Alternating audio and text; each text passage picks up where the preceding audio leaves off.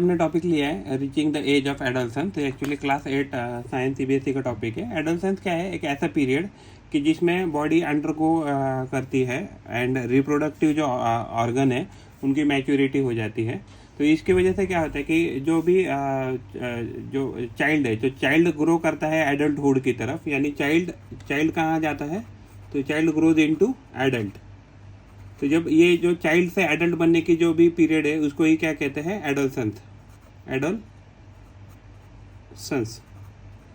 हाँ, child to adult बनने के जो बीच का जो पीरियड है उसको बोलते हैं एडोलसेंस। इसमें क्या हो जाता है कि रिप्रोडक्टिव मैच्योरिटी आ जाती है, जो रिप्रोडक्टिव ऑर्गन है वो फंक्शनल हो जाते हैं।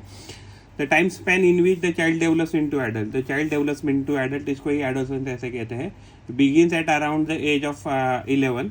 तो ये अराउंड 11 ईयर्स चालू होते हैं। किसी किसी में थोड़ा जल्दी भी हो सकता है या किसी किसी में थोड़ा लेट भी हो सकता है। एवरेज 11 से चालू होता है and 18 to 19 years of age तक ये एडोलसेंस प्रोसेस करता है। तो पुबर्टी क्या है? The period during which human body undergo changes related to reproductive organ. इसमें रिप्रोडक्टिव ऑर्गन है उसमें चेंजेस होते हैं which leads to sexual maturity. यानी कि वो बंदा जो है या एक्चुअली जो पर्सन है तो उसमें क्या आ जाएगा? सेक्सुअल मैच्योरिटी आ जाएगा। इस प्रोसेस के बाद क्या होता है? Boys and girls become capable of reproduction, यानी कि जो बॉयज और गर्ल है they can reproduce. In girls puberty में बिगिन अ ईयर और 2 ईयर अर्लियर देन बॉयज। तो यानी कि जनरली जो बॉयज होते हैं तो बॉयज के कंपेयर में जो गर्ल्स होती है उनकी जो पुबर्टी स्टेज होती है वो जल्दी स्टार्ट होती है 1 से 2 ईयर्स। चेंजेस इन पुबर्टी, तो क्या होता है? Different changes occur in males and female, यानी कि जो पुबर्टी के में जो भी चेंजेस होंगे वो मेल के लिए अलग होंगे और फीमेल के लिए अलग होंगे। Every person shows different level of changes, यानी कि जो हर एक बंदा है, मीन्स अगर मेल की बात करें तो अगर आप if you measure around 10 boys तो उनमें हर एक में अलग अलग चेंजेस दिखेंगे। अगर आपने 10 फीमेल का ऑब्जर्वेशन किया तो हर फीमेल क्या है? अलग अलग चेंजेस दिखाएगी।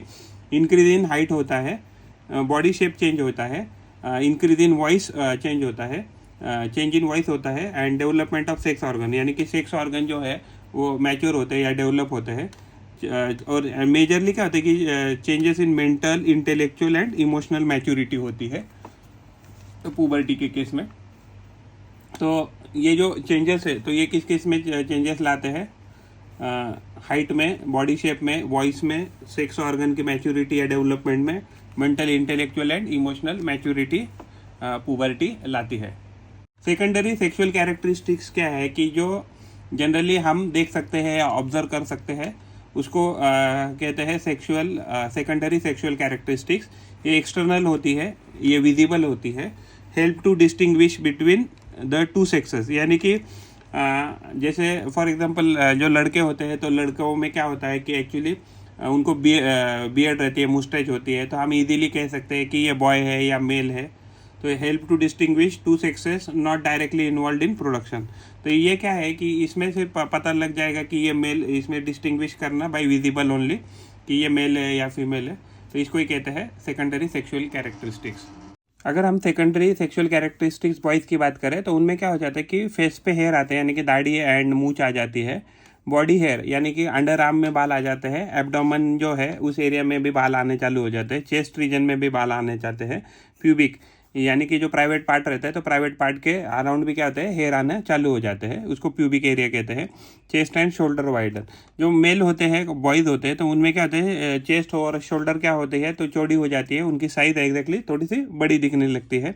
मस्क्यूलर जिसको हम कहते हैं तो मस्क्यूलर दिखने चालू हो जाते हैं। Body become muscular and skin जो होती है बॉयज़ की वो रफ हो जाती है एंड पोरस हो जाती है। बच्चों, जो छोटे बच्चे रहते हैं उनकी एक्चुअली स्किन कैसे रहती है? स्मूथ रहती है, बट कंपैरेटिवली अगर एडल्ट की बात करें तो उनकी स्किन कैसे रहती है? रफ रहती है एंड पोरस रहती है। सिक्रीशन ऑफ स्वेट ग्लैंड, उनमें क्या होता है कि स्वेट ग्लैंड का प्रोडक्शन चालू हो जाता है, यानी कि ज़्यादा स्वेट ग्लैंड प्रोड्यूस करते हैं, स्वेट प्रोड्यूस करते हैं। इवन सेबेशियस जो ग्लैंड होते हैं, सेबेशियस ग्लैंड भी क्या करते हैं? ज़्यादा ऑयल सिक्रीशन करते हैं। तो लैरिंग्स होता है लड़कों में, खास करके लैरिंग जो है, यानी कि एडम्स एप्पल जिसको कहते हैं, जिसको वॉइस बॉक्स कहते हैं, वो प्रोट्रूड आउट करता है। और वॉइस क्या बनता है उसकी वजह से? डीप एंड हस्क बनता है, यानी कि उनका आवाज़ क्या हो जाता है? भारी हो जाता है। तो लड़कों में ये सेक्सुअल कैरेक्टर्स दिखते हैं। Talk about girls about secondary sexual characteristics लड़कियों के बारे में, तो उनकी जो ब्रेस्ट होते हैं वो बड़े हो जाते हैं, enlargement of breast. Body hair है तो उनके बॉडी में भी हेयर आते हैं, बट कंपेरेटिवली अगर लड़कियों के केस में देखेंगे तो जो बॉडी पे हेयर रहते हैं वो बहुत कम रहते हैं compare to boys. Under arm में भी उनके हेयर आते हैं, उनका जो प्राइवेट पार्ट रहता है प्यूबिक एरिया, तो प्यूबिक एरिया में भी हेयर आते हैं। वाइडनिंग ऑफ हिप्स, एक्चुअली उनका जो पेल्विक रीजन रहता है, तो पेल्विक रीजन का बहुत इंपॉर्टेंस रहता है चाइल्ड बर्थ के लिए। तो वो क्या होता है, तो उसके लिए वो वाइड होना चालू हो जाता है, हिप्स वाइड हो जाते हैं। फैट डिस्ट्रीब्यूशन, उनका जो फैट होता है लड़कों में, एक्चुअली ये आप कैरेक्टरिस्टिक नहीं देख सकते हैं, जो फैट डिस्ट्रीब्यूशन होता है, तो उनके जो स्किन के अंडर है, तो स्किन के अंडर ज़्यादा फैट जमा चालू हो जाता है, हिप में ज़्यादा फैट जमा हो जाता है। इवन उनके बटक जो होते हैं वो भी उनकी साइज बड़ी हो जाती है। उनके जो थाइज है, थाइज में भी फैट एक्यूमुलेशन होकर थाइज का क्या होता है कि उनका साइज बढ़ने लगता है। लड़कों में देखिए, लड़कों में क्या होता है कि अपर बॉडी ग्रो करती है अच्छे से, एंड लड़कियों की बात करें तो लोअर जो बॉडी है, तो पेल्विक रीजन एंड उसके बिलो का रीजन क्या है कि वो थोड़ा स्ट्रांगर बनता है। उसकी वजह से क्या होता है, उनको चाइल्ड बर्थ में हेल्प हो जाती है। अगर वो जितना स्ट्रांग रहेगा, जितना ये रहेगा मस्कुलर रहेगा, उतना उनको क्या रहेगा, चाइल्ड बर्थ में आसानी रहेगा। Development of secondary reproductive organ, यानी कि जो भी फीमेल रिलेटेड जो भी कैरेक्टरिस्टिक्स है वो उनमें आने चालू हो जाते हैं। अबाउट रिप्रोडक्टिव हेल्थ, तो रिप्रोडक्टिव हेल्थ क्या है कि देखिए, आपका फिजिकल ठीक होना या मेंटल ठीक होना, उसको ही क्या बोलते हैं, रिप्रोडक्टिव हेल्थ। रिप्रोडक्टिव ऑर्गन जो होते हैं वो जब डेवलप होते हैं और फंक्शनल होते हैं, तो इसमें क्या है, इस केस में आपको रिप्रोडक्टिव हेल्थ मेंटेन करना बहुत इंपॉर्टेंट है। Proper growth and wellbeing of the reproductive organ, तो जो भी रिप्रोडक्टिव ऑर्गन है, तो उनकी ग्रोथ होते वक्त उनके साफ सफाई रखना, उनकी टेक केयर करना, ये बहुत बहुत इंपॉर्टेंट है। एंडोक्राइन ग्लैंड क्या होता है कि ऐसे ग्लैंड की जो हार्मोन बनाते हैं या एंजाइम बनाते हैं, तो वो डक्टलेस होते हैं, यानी उनके पास खुद की डक्ट नहीं होती है। तो ये एक्चुअली अलग अलग ग्लैंड क्या काम करते हैं, रेगुलेट बॉडी प्रोसेसेस को कंट्रोल करते हैं, अलग अलग सिक्रेशन ऑफ हार्मोन्स कर रहे हैं। कुछ कुछ ग्लैंड्स क्या रहते हैं, हार्मोन भी प्रोड्यूस करते हैं और एंजाइम भी प्रोड्यूस करते हैं। तो हार्मोन बॉडी ग्रोथ के लिए इंपॉर्टेंट रहते हैं, एंड जो एंजाइम रहते हैं वो डाइजेशन के लिए इंपॉर्टेंट होते हैं। Secretion chemical directly into blood stream, तो उनके पास डक्ट नहीं होती, इसके लिए क्या करते हैं, जो भी उनका केमिकल कहाँ है वो ब्लड स्ट्रीम में डाल देते हैं। The origin and site of action are usually distant for hormone, तो यानी कि एग्जैक्टली जहाँ से वो सीक्रेट हो रहा है हार्मोन, वहाँ से जहाँ उनको एक्चुअली लेके जाना है या जहाँ इम्पैक्ट दिखाना है, वो जो उसका जो साइट है, साइट ऑफ एक्शन, यानी कि जहाँ वो एक्चुअली असर दिखाएगा, इनमें क्या रहता है, जनरली बहुत अंतर होता है। अगर हम हार्मोन्स की बात करें तो हार्मोन्स क्या होता है, ये केमिकल मैसेंजर होते हैं। तो ये सीक्रेट कौन करते हैं, तो एंडोक्राइन ग्लैंड या एक्सोक्राइन ग्लैंड भी कर सकते हैं, एंडोक्राइन भी कर सकते हैं, इवन एक्सोक्राइन ग्लैंड भी कर सकते हैं। तो ये इनका फंक्शन क्या रहता है कि बॉडी फंक्शन को कंट्रोल करना, फिजियोलॉजी एंड बिहेवियर जो है ह्यूमन में, तो उसको कंट्रोल करना। तो इसमें क्या होता है ना कि जब ये एक्चुअली पुबर्टी की केस आती है, तो उस केस में ये ना हार्मोन सीक्रेट होना चालू हो जाते हैं। तो उस केस में क्या होता है कि वो एग्जैक्टली उनका सही से एग्जैक्टली रूटीन नहीं आता है, तो उसकी वजह से क्या होता है कि जो अलग अलग बिहेवियर में चेंज आते हैं, यानी कि कुछ बच्चे चिड़चिड़े हो जाते हैं, कुछ कुछ बच्चे बहुत शांत हो जाते हैं। तो that need to be taken care, that is all because of the hormones. Pituitary gland क्या है, तो पिट्यूटरी ग्लैंड हमारे ब्रेन में सिचुएटेड होती है, इसको मास्टर एंडोक्राइन ग्लैंड ऐसे भी कहते हैं। ये दूसरे ग्लैंड को कंट्रोल करती है, तो ये दूसरे ग्लैंड को कंट्रोल करती है कि कितना हार्मोन सीक्रेट करना है या नहीं सीक्रेट करना है, ये पिट्यूटरी ग्लैंड कंट्रोल करती है। और पिट्यूटरी ग्लैंड जो है वो मेजरली ग्रोथ हार्मोन को कंट्रोल करती है, and secretion of growth hormone is maximum in adolescent period. तो एडोलसेंट पीरियड में अगर हम देखेंगे तो ग्रोथ हार्मोन क्या रहेंगे, वो मैक्सिमम सिक्रेट किए जाएंगे अलग अलग ग्लैंड से, तो उनको कंट्रोल करता है पिट्यूटरी ग्लैंड। अगर हम टेस्टोस्टेरोन की बात करें तो एक्चुअली अगर मेल की बात करें तो मेल में ये प्राइमरी सेक्स हार्मोन है, तो ये एक्चुअली टेस्टिस प्रोड्यूस करता है। फंक्शन क्या है उसका, तो टेस्टोस्टेरोन का development of male reproductive organ, तो मेल रिप्रोडक्टिव ऑर्गन को डेवलप करना। प्रोडक्शन ऑफ मेल गैमेट्स, यानी कि स्पर्म्स स्पर्म बनता किसकी वजह से है, तो टेस्टोस्टेरोन की वजह से ही बनता है। यानी कि जिसके शरीर में, जिस बॉयज के शरीर में टेस्टोस्टेरोन की मात्रा कम रहेगी, उनमें स्पर्म बनने के चांसेस कम रहेंगे या उनके स्पर्म उतने हेल्दी नहीं रहेंगे। डेवलपमेंट ऑफ सेक्सुअल कैरेक्टरिस्टिक्स, यानी कि दाढ़ी आना, मूंछ आना, शोल्डर वाइडन होना, हाइट ग्रो करना, मस्कुलर बॉडी दिखना, तो ये सब कैरेक्टरिस्टिक्स किसके हैं, तो ये टेस्टोस्टेरोन की वजह से ही आते हैं। Testis start secreting testosterone only after puberty, यानी कि जब भी पुबर्टी का एज आता है तभी क्या करता है, टेस्टिस टेस्टोस्टेरोन को सिक्रेट करना चालू करता है, यानी उसके पहले, पुबर्टी से पहले टेस्टिस सिक्रेट नहीं करता है testosterone.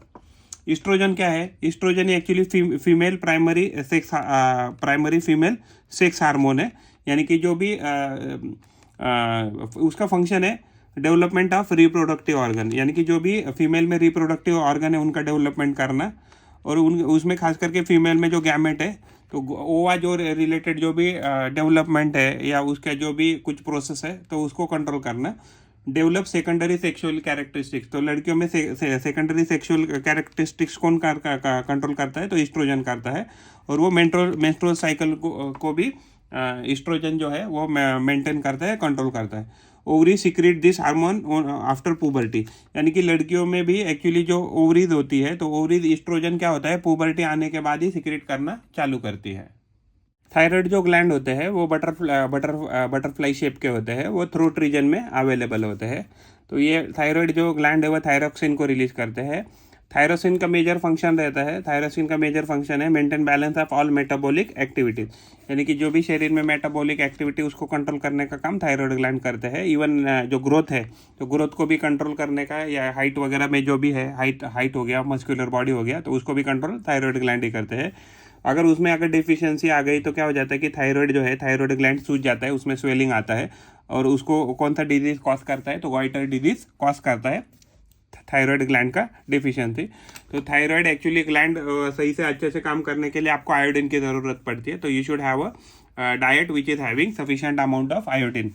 Pancreas, if you talk about pancreas, तो पैनक्रियाज क्या है, तो वो सिक्रेट करता है, पैनक्रियाज एक्चुअली एक मिक्स ग्लैंड है। तो पैनक्रियाज क्या है, तो एक इंसुलिन सिक्रेट करता है। तो इंसुलिन का मेजर काम रहता है कि regulate the blood sugar level in the body. और जो डायबिटीज़ होता है, तो अगर मान लीजिए किसी के शरीर में मान लीजिए सही से इंसुलिन नहीं बन रहा है, तो उसकी वजह से क्या होता है, deficiency of insulin will cause the disease diabetes. तो ये दो मेजर काम है एक्चुअली। ये छोड़कर भी एक्चुअली पैनक्रियाज क्या है, ग्लूकेजन भी बोल सकते हैं, ग्लूकेजन को प्रोड्यूस करता है। If you talk about adrenal gland क्या होता है, वो किडनी के ऊपर स्थित होते हैं, and they are available on the kidneys, and दोनों किडनीज पे एक एक एड्रेनल ग्लैंड अवेलेबल रहता है, पेयर में अवेलेबल होता है। उनका जो शेप होता है वो कंटिन्यूसली चेंज होता रहता है थ्रू आउट द लाइफ, और वो क्या होता है, उनका जो ये है साइज वो श्रिंक हो जाता है, जैसे जैसे पर्सन ओल्डर होता जाता है उनका साइज श्रिंक होना चालू हो जाता है। एड्रेनल जो ग्लैंड है वो एड्रेनलिन हार्मोन को सिक्रेट करता है, उसकी ये एक्चुअली एड्रेनलिन ग्लैंड जो है उसको मेंटेन करता है सॉल्ट को and pH level in blood.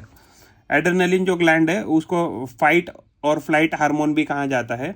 उसका जो भी फंक्शन रहता है एक्चुअली, उसका मेजर काम रहता है इमरजेंसी सिचुएशन को हैंडल करना या रिस्पॉन्स देना इन इमरजेंसी सिचुएशन, इसको ही कहते हैं एड्रेनलिन ग्लैंड, और वो प्रोड्यूस करते हैं एड्रेनलिन हार्मोन, एड्रेनलिन। अगर हम मेंस्ट्रुअल साइकिल की फीमेल में बात करें तो ये reproductive cycle of the females होता है, बिगिन्स एट द पुबर्टी। तो एक्चुअली ये जो मेंस्ट्रुअल साइकिल है तो लड़कियों में पुबर्टी के एज में आ जाता है। जब पहला मेंस्ट्रुअल साइकिल आता है उसको ही मेनार्क ऐसे कहते हैं। साइक्लिक चेंजेस इन ओवरी, जब मेंस्ट्रुअल साइकिल होता है उसमें ओवरीज में चेंजेस होते हैं एंड यूटेरस में चेंजेस होते रहते हैं। तो ओवरीज एंड यूटेरस, इसमें जो भी चेंजेस होते हैं वो साइमल्टेनियसली होते रहते हैं। ओवरीज जो होती है तो ओवरीज क्या करती है, ओवम को जब ओवम यानी ओवा जिसको हम कहते हैं, अगर वो ओवा को रिलीज करती है मैच्योर होने के बाद, और वो हर महीने यानी हर अराउंड 28 डेज के साइकिल में, around 20 days average, on an average 20 days के साइकिल में ये चालू रहेगा मेंस्ट्रुअल साइकिल। तो ovum matures and get release every month, means around 28 days. Uterus जो होता है तो एक्चुअली यूटेरस में क्या होता है कि thick and spongy inner lining आता रहता है in anticipation of the pregnancy, यानी कि प्रेगनेंसी होगा ऐसा कंसिडर करके यूटेरस हर महीने क्या करता है, स्पॉन्जी इनर थिनर लाइनिंग बनाता रहता है टू होल्ड द बेबी और to carry the baby. If ovum egg fertilize, अगर एग या ओवम फर्टिलाइज हो गया तो प्रेगनेंसी हो जाता है, यानी एग को कौन फर्टिलाइज करेगा या ओवम को, तो वो स्पर्म फर्टिलाइज कर देगा। If fertilize does not occur, यानी मान लीजिए फर्टिलाइजेशन नहीं हो गया, यानी कि तो उस केस में क्या हो जाएगा, जो भी रिलीज एग है, तो जो जो रिलीज एग है वो and thickened lining of the uterus, जो भी थिकंड लाइन जो ऑफ यूटेरस है और एग, ये क्या होता है along with the blood vessel क्या होता है, शेड ऑफ की जाते हैं, यानी कि बॉडी के बाहर फेंके जाते हैं। उसको हम ब्लीडिंग ऐसे कहते हैं, उसको हम मेंस्ट्रुएशन ऐसे कह सकते हैं। This causes bleeding in woman, और इसकी वजह से ब्लीडिंग होता है वुमन में हर मंथ को, उसको कहते हैं menstruation. Menstrual cycle stops in women around 40 to 52 age, यानी कि बहुत सारी एवरेज अगर देखा जाए तो बहुत सारी जो लेडीज होती है उनमें जो मेंस्ट्रुअल साइकिल रहता है वो 45 to 52 ईयर्स तक रहता है। और जब भी ये स्टॉप होता है मेंस्ट्रुअल साइकिल, जब फीमेल में स्टॉप होता है, इसको क्या कहते हैं, इसको कहते हैं menopause. The years between menarche and menopause, यानी कि जब भी मेंस्ट्रुअल साइकिल चालू होगा तो उसको कहते हैं मेनार्क, एंड जब वो खत्म हो जाता है मेंस्ट्रुअल साइकिल वो उसको कहते हैं मेनोपॉज। तो ये जो पीरियड है, इन पीरियड के बीच में जो फीमेल होती है वो क्या रहती है, रिप्रोडक्टिव रहती है। This is nothing but a reproductive age of a woman when she is able to bear a child, यानी कि इस दौरान, यानी कि मेनार्की के पहले या मेनोपॉज के बाद female can not carry a child. अगर हम सेक्स डिटर्मिनेशन की बात करें, अगर मान लो प्रेगनेंसी के बाद लड़का मेल चाइल्ड होगा या फीमेल चाइल्ड होगा, वो कम्प्लीटली डिपेंड रहता है जो मेल है, मेल के जो हार्मोन्स है, मेल के सेक्स हार्मोन जो है, रिप्रोडक्टिव सेक्स हार्मोन, तो उस पर डिपेंड करता है। ह्यूमन के पास कितने होते हैं, 23 पेयर्स ऑफ क्रोमोसोम होते हैं। तो उसमें एक्चुअली 22 पेयर क्या है, तो 22 पेयर एटोसोम है, एंड ये जो 1 पेयर होता है, तो वो 1 पेयर क्या है, ये 6 क्रोमोसोम होते हैं। तो 1 पेयर में एक्चुअली 1 पेयर में क्या रहता है, तो एक्स एंड वाई ऐसे 2 प्रकार के ये रहते हैं गैमेट्स। तो एक्चुअली जो फीमेल होता है, तो फीमेल के पास कौन कौन से क्रोमोसोम होते हैं, एक्स एक्स रहता है, एक्स एक्स का पेयर होता है, और जो मेल होता है उनके पास रहता है एक्स वाई का पेयर होता है। तो गैमेट्स है ओनली 1 टाइम, यानी कि आपके पास क्या हो सकता है, एक्स एक्स हो सकता है या एक्स वाई हो सकता है, दोनों में से एक होता है। फीमेल रहेगा तो कंपलसरी क्या रहेगा, एक्स एक्स ही रहेगा। और जब मान लीजिए स्पर्म रहेगा, तो स्पर्म के पास क्या हो सकता है, मान लो ये स्पर्म है, तो स्पर्म क्या हो सकता है, एक्स हो सकता है, या स्पर्म क्या हो सकता है, तो वाई हो सकता है। अगर फीमेल की बात करें तो फीमेल कंपलसरी एक्स ही रहेगा। तो मान लीजिए ये स्पर्म है, तो स्पर्म एक्स है और एक भी क्या है, एक्स है। अगर ये दोनों अगर फ्यूज़ करते हैं तो फीमेल चाइल्ड हो जाएगा। अगर मान लीजिए स्पर्म वाई है, तो एक तो हमेशा एक्स ही रहेगा, तो अगर ये दोनों फ्यूज़ हो जाते हैं तो मेल चाइल्ड हो जाएगा। तो यानी कि लड़का पैदा करना नहीं करना ये कम्प्लीटली मेल पे डिपेंड करता है। एक्चुअली जो पुबर्टी के एज है या एडोसेंस का एज है, तो इसमें क्या होता है कि स्वेट ग्लैंड बहुत तेज़ी से काम करते हैं। तो उसकी वजह से क्या होता है कि personal hygiene is very very important. Sweat gland बहुत ज़्यादा काम करने से, इवन ऑयल ग्लैंड बहुत ज़्यादा काम करने से वो क्या हो जाता है, अगर वो साफ़ सफाई नहीं रखते हैं तो बॉडी का स्मेली आ जाता है, स्मेली बॉडी हो जाते हैं, या बॉडी से स्मेल आना चालू हो जाता है। इट लीड्स टू एक्ने, यानी कि जो पिंपल्स वगैरह आते हैं चेहरे पे, that is because of the oil gland only and sweat gland only. All parts of the body should be washed and clean every day. तो जो भी एडोलसेंट बच्चे हैं तो they have to take care कि जो भी उनका बॉडी है, once in a day, minimum once in a day, every part of the body has to be washed and cleaned properly. ये proper cleanliness is not maintain, मान लीजिए अगर उन्होंने अच्छा प्रॉपर क्लीनलीनेस मेंटेन नहीं किया तो क्या हो सकता है, उनको बैक्टीरियल इन्फेक्शन हो सकता है या फंगल इन्फेक्शन हो सकता है। इसके लिए personal hygiene is highly important at the age of puberty. Puberty के एज में क्या रहता है कि बॉडी बहुत फास्ट ग्रो करती है, उसकी वजह से बॉडी को बहुत सारे न्यूट्रिएंट या न्यूट्रिशन की ज़रूरत पड़ती है। तो जो भी मेल चाइल्ड हो या फीमेल चाइल्ड हो, they should have a balance diet in the age of during the age of adolescence, because it is highly required. तो एडोलसेंस उसमें क्या होता है, सडन स्पर्ट आ जाता है ग्रोथ में, अचानक से बहुत बॉडी बहुत ज़्यादा तेज़ी से ग्रो करना चालू करती है। तो ग्रोइंग बॉडी के लिए क्या चाहिए, ऑल टाइप के न्यूट्रिशन चाहिए अच्छे से ग्रो करने के लिए। All teenager should consume balance diet. तो सभी जो टीनेजर्स हैं उन्होंने जितना पॉसिबल है उतना पूरा सारा बैलेंस डाइट खाने की ज़रूरत है। तो बैलेंस डाइट में क्या होना चाहिए, मेजरली प्रोटीन होना चाहिए, फिर कार्बोहाइड्रेट होने चाहिए, फिर फैट होने चाहिए, फिर उसके बाद विटामिन होने चाहिए इन प्रॉपर प्रोपोर्शन। तो जितना आप अच्छा प्रॉपर प्रोपोर्शन में खाना खाएंगे, बैलेंस डाइट लेंगे, उतना आपका बॉडी अच्छे से डेवलप होगा, ग्रो होगा। तो जंक फूड जितना भी पॉसिबल है, जंक फूड में क्या होता है कि अच्छे न्यूट्रिशेंट या न्यूट्रिएंट नहीं होते, उसकी वजह से दे शुड बी अवॉइडेड। और वो क्या करते हैं, उसमें अच्छा न्यूट्रिशन नहीं होने के कारण वो क्या करते हैं, बॉडी ग्रोथ को हैम्पर करते हैं या इम्पैक्ट करते हैं। फिजिकल एक्सरसाइज है, तो जो भी एक्चुअली एडोलसेंट के जो बच्चे हैं, they should ensure healthy body and mind and इसमें क्या होता है ना, माइंड की इसलिए ज़रूरत पड़ती है क्योंकि अलग अलग हार्मोन सही से डेवलप नहीं हुए होते हैं, या सही मात्रा में एक्चुअली सिक्रेट नहीं होते। उसकी वजह से क्या रहता है, उनमें थोड़े से एक्चुअली बिहेवियरल चेंजेस आ जाते हैं, तो that need to be controlled by mind exercises. तो आप एक्सरसाइज क्या कर सकते हैं, फिजिकली वॉकिंग कर सकते हैं, प्लेइंग कर सकते हैं, और जो प्रैक्टिसिंग योगा या मेडिटेशन है तो ये भी आप कर सकते हैं to maintain your mental and physical health properly. इसमें क्या होता है, इस एज में एक्चुअली थोड़ा सा डिसीजन लेना थोड़ा टफ रहता है, एंड थोड़ा सा एक्साइटमेंट भी ज़्यादा रहता है बच्चों में। उसकी वजह से क्या होता है कि बहुत सारे लोगों को बहुत सारे लोग बोलते हैं कि अगर आप ये ड्रग लेंगे तो you feel very comfortable, you will feel very relax something. So इस एज में जो मेजर काम है बच्चों का, जो एडल्ट बच्चे हैं, तो उनको दे हैव टू इंश्योर कि वो ड्रग्स नहीं ले। They should say no to the drugs, because drugs are addictive. उसकी वजह से आपको आदत लग सकती है and harm the body in the long run. अगर आप लॉन्ग टर्म की बात करते हैं तो बॉडी को ड्रग्स क्या करते हैं, हार्म करते हैं। तो समटाइम्स क्या होता है, उनका हार्म इतना ज़्यादा हो जाता है कि उसके जो भी इम्पैक्ट है वो इरिवर्सिबल हो जाते हैं, यानी कि उसके जो भी डैमेजेस है you can not again reverse. All teenager should say no to the drugs. तो अगर आपको कोई बोल रहा है कि ड्रग्स लेने से अच्छा फ़ायदा है या बहुत उससे मज़ा आ जाएगा, तो यू शुड पॉसिबल आप उन सब लोगों को जितना इस एज में अवॉइड कर दीजिए उतना आसान रहेगा। Because once you become at the age of 21 तो आप इमोशनली इंटेलेक्चुअली मैच्योर हो जाएंगे, तब आप आसानी से डिसीजन ले सकते हैं। But at the age of adolescent I think it is very difficult to take a decision. So better whatever you want to take a decision about drugs, you can take after the age of 21. That will always help you throughout your life. Pineal gland क्या होता है, pineal gland होता है वो melatonin को release करता है। इसको थर्ड आई ऐसे भी कहते हैं। ये मिड ब्रेन में रहता है, यानी कि मान लीजिए ये ब्रेन ऐसा है, ये ब्रेन इधर का है, लेफ्ट पोर्शन राइट पोर्शन, तो यहाँ मिडल में सिचुएटेड होता है। तो it is known as the third eye, working the internal clock of the body. तो बॉडी का जो भी इंटरनल क्लॉक की तरह काम करता है। तो ये जो मेलाटोनिन है, तो मेलाटोनिन क्या है, मेजरली कार्डियक रिदम को कंट्रोल करता है। और जो स्लीप वेक साइकिल है, यानी हमें नींद आती है या उठते हैं, that is all because of the melatonin. अगर मेलाटोनिन में प्रॉब्लम है तो आपको स्लीपिंग डिसऑर्डर हो सकती है। पैराथायरॉयड जो है ग्लैंड है वो पैराथॉर्मोन ये हार्मोन निकालते हैं। तो ये कहाँ रहते हैं, थायराइड ग्लैंड के एग्जैक्टली पीछे रहते हैं। उनका काम रहता है कैल्शियम का जो भी लेवल है उसको मेंटेन रखने का। और अगर मान लीजिए ये अगर ज़्यादा एक्सिस अगर सिक्रेट करने लगे पैराथायरॉयड ग्लैंड, तो उसकी वजह से क्या हो सकता है, किडनी हो सकता है, या ब्रिटल किडनी स्टोन के प्रॉब्लम भी आ सकता है पैराथायरॉयड के मैल फंक्शन से। हम अलग अलग ग्लैंड की बात करें तो ये आपके ब्रेन में पिट्यूटरी ग्लैंड होता है, या आपके गले के आसपास थायराइड ग्लैंड रहता है, उसके पीछे ही पैराथायरॉयड ग्लैंड होता है। फिर एड्रेनलिन जो ग्लैंड होता है वो किडनीज के ऊपर रहता है। पैनक्रियाज रहता है, वो इंसुलिन को सिक्रेट करता है, इवन ग्लूकागॉन को सिक्रेट करता रहता है।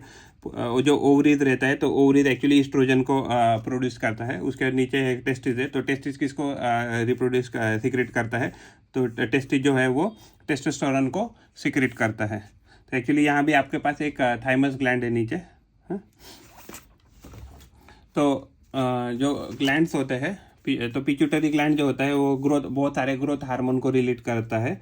उसका साइज जो होता है पी साइज का होता है, ये इनसाइड हमारे स्कल या ब्रेन में होता है। इसको मास्टर ग्लैंड ऐसे भी कहा जाता है। तो ये एक्चुअली बहुत सारे जो दूसरे ग्लैंड है उनका सिक्रेशन को कंट्रोल करता है, सिक्रेशन और नॉन सिक्रेशन में कंट्रोल करता है। सिक्रेशन ऑफ प्रोलैक्टिन, यानी कि ये प्रोलैक्टिन को रिलीज करता है पिट्यूटरी ग्लैंड। तो प्रोलैक्टिन किसको एक्साइट करता है, तो प्रोलैक्टिन है तो प्रोडक्शन ऑफ मिल्क को सिक्रेट करने में मदद करता है। और एक्चुअली जो भी वो पर्सन का ओवरऑल जो ग्रोथ है तो वो कौन कंट्रोल करता है, तो पिट्यूटरी ग्लैंड ही करता है। तो इसको क्या कहते हैं, तो इसे मास्टर ग्लैंड ऐसा कहा जाता है। तो एड्रेनल ग्लैंड क्या होते हैं, एड्रेनल ग्लैंड जो होते हैं वो एड्रेनलिन को सिक्रेट करते हैं या रिलीज करते हैं। जो एड्रेनल ग्लैंड होते हैं उनका साइज लगभग वॉलनट के साइज के आकार का होता है। वो किडनीज के अबाउ, यानी कि एक किडनी के ऊपर एक और एक किडनी के ऊपर एक, ऐसा एड्रेनल ग्लैंड होते हैं। Secret more than 150 hormone. तो एड्रेनल जो ग्लैंड होते हैं 150 से ज़्यादा हार्मोन, अलग अलग हार्मोन रिलीज करते हैं। और एड्रेनलिन क्या करता है, तो हमें स्ट्रेस मैनेज करने में मदद करता है। हमारा जो शुगर है, शुगर लेवल को ब्लड में इंक्रीज करता है। जो हमारे प्यूपिल है, प्यूपिल को डायलेट करता है, इंक्रीज द हार्ट रेट को बढ़ाने में मदद करता है। Enhances the blood supply to the muscle, यानी कि जब भी मान लीजिए हमारे शरीर को ज़्यादा एनर्जी की ज़रूरत है तो ज़्यादा एनर्जी को देने के लिए ज़्यादा शुगर लेवल को मेंटेन करने का काम एड्रेनलिन ग्लैंड करता है। Maintain the balance of the salt in the blood, तो शरीर में एग्जैक्टली कितना सॉल्ट होना चाहिए उसको मेंटेन करने का काम एड्रेनलिन ग्लैंड करता रहता है। If you talk about insulin तो पैनक्रियास, तो पैनक्रियास का एक मिक्स ग्लैंड है, तो ये इंसुलिन को भी सिक्रेट करता है, इवन ग्लूकेजन को भी सिक्रेट करता है। तो पैनक्रियास होता है लगभग वो 6 इंच तक लंबा होता है, actually situated behind the stomach के पीछे रहता है। तो ये क्या करता है, बहुत सारे डाइजेस्टिव एंजाइम्स को प्रोड्यूस करता है, ग्लूकेजन को प्रोड्यूस करता है या सिक्रेट करता है, इंसुलिन को सिक्रेट करता है। इंसुलिन क्या है, तो इंसुलिन क्या करता है, शुगर लेवल को ब्लड में मेंटेन करता है। और जो ग्लूकेजन है, तो ग्लूकेजन क्या करता है, इंसुलिन को प्रिवेंट करता है from getting too low in the body, यानी कि मान लीजिए अगर इंसुलिन बहुत कम रहेगा शरीर में तो भी प्रॉब्लम है, क्योंकि उसकी वजह से क्या होगा कि वो मेंटेन नहीं कर पाएगा शुगर लेवल। तो ब्लड लेवल अगर बहुत कम हो जाएगी तो ग्लूकेजन एक्टिवेट हो जाएगा, और अगर वो एक्टिवेट हो गया तो वो क्या करेगा, इंसुलिन हार्मोन को स्टिम्युलेट कर देगा। तो ग्लूकेजन का काम ही है आइदर इंसुलिन को सिक्रेशन करने को लगाना है नहीं लगाना है, ये कौन करेगा, तो ग्लूकेजन के द्वारा ही किया जाएगा। जो थायराइड होता है, तो थायराइड जो ग्लैंड है वो एक्चुअली थायरोक्सिन हार्मोन सिक्रेट करता है, यह हमारे नेक में सिचुएटेड रहता है between the wind pipe. Thyroid जो हार्मोन है वो कंट्रोल करता है हमारे मेटाबॉलिज्म को, control the rate of metabolism in the body. और अगर मान लीजिए थायराइड की कमी हो गई तो हमें गॉइटर डिजीज हो जाता है। तो जो आयोडीन है, तो आपको आयोडीन के युक्त the food content with the iodine you should take to avoid the goitre.